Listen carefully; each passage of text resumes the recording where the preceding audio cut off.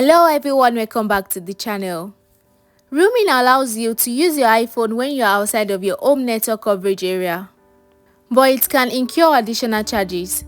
To avoid unexpected costs, you might want to turn it off when traveling or when not in use of it. The first step is to open the setting app.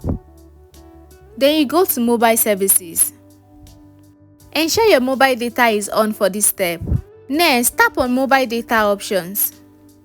Now you can toggle the switch next to the data roaming to the off position. This switch will turn grey. This is optional, but if you want to turn off roaming for voice call, tap roaming and turn off voice roaming if available. And that's it guys. Disabling roaming helps prevent unexpected charges when you are outside your home network coverage area. Following these steps ensure you have control over when and how your iPhone connects to roaming networks. Thank you so much for watching this video. If you found it helpful, please like, comment and subscribe, and I will see you in our next video.